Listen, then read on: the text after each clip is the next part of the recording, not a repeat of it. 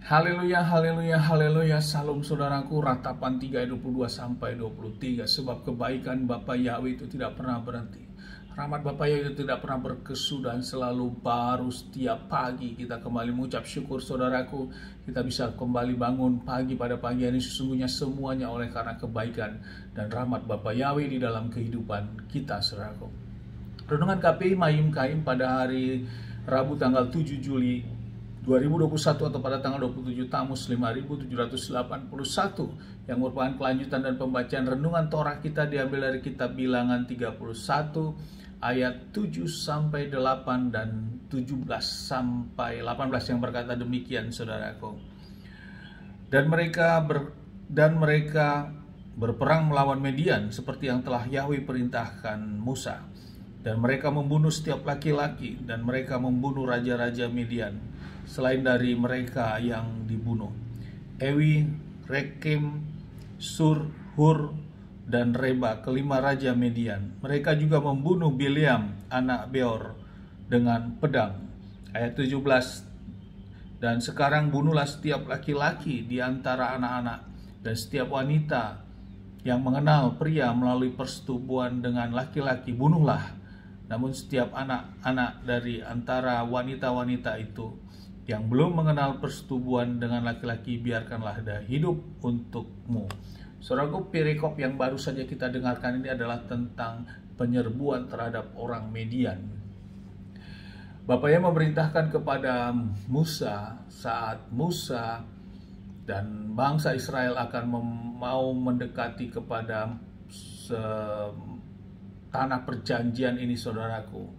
Mereka menghadapi orang-orang Median, saudaraku. Dan orang-orang Median ini adalah kumpulan dari raja-raja, saudara. Kerajaan di sana ada 5 kerajaan yang bergabung untuk menghadapi pasukan Israel ini, saudaraku.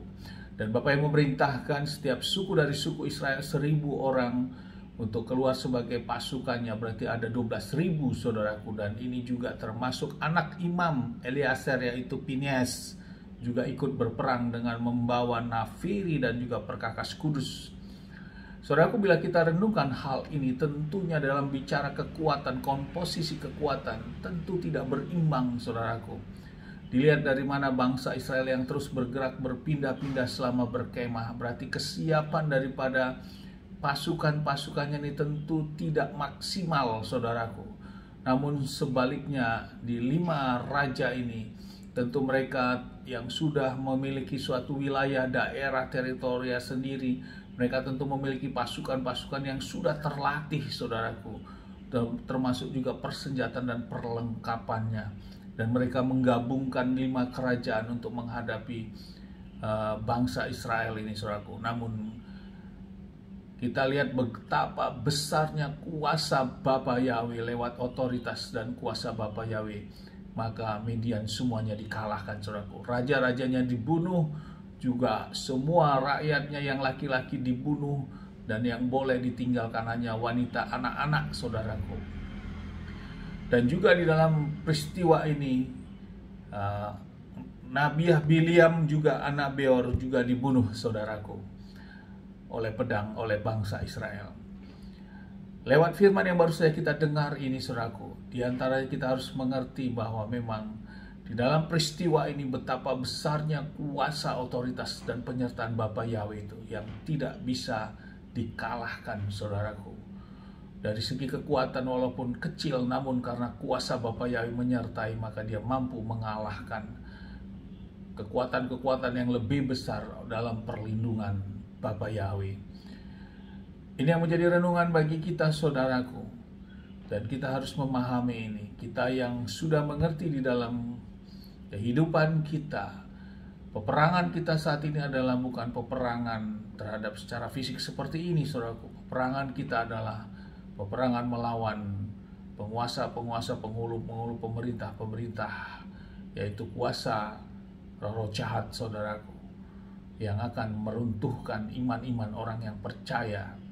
Saudaraku, kekuatan apapun yang ada di luar, bila kita terus dekat dan kita bergantung kepada Bapa Yahweh, maka apa yang terjadi terhadap bangsa Israel dalam penyerbuan terhadap orang Median ini maka kita tetap dalam pembelaan dan kemenangan ada pada kita. Yang menjadi penekanan tentunya bagaimana kita dalam sikap hidup kita untuk kita tetap berjuang untuk setia dan melakukan perintah Bapa Yahweh, saudaraku. Ini yang menjadi renungan bagi kita, sehingga kita dalam langkah menjalani kehidupan kita ini, pertama tentu kita tidak perlu ada sesuatu pun yang kita sombongkan sesungguhnya, saudaraku. Karena tentu kita bukan menjadi bagian barisan daripada orang Israel secara fisik seperti ini. Namun oleh karena kasih karunia yang sudah Bapa yang berikan lewat pengampunan dan penebusan dosa melalui Adonai Yesus HaMashiach, kita sudah dientenkan, kita sudah ditempelkan secara rohani ikut dalam kelompok bangsa pilihan ini, saudaraku.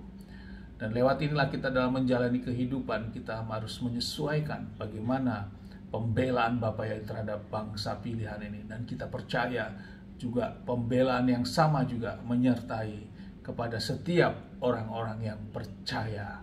Amin, haleluya, sukses besar buat kita. Mari maju terus dalam iman dan kita tetap terus berjuang, saudaraku, dalam kita menjalani kehidupan ini. Dari tempat ini saya berdoa, Bapa Yahweh memberkati dan melindungi kita semua dimanapun kita berada. Bapa Yahweh menyinari wajahnya kepada kita, memberikan kita kasih karunia.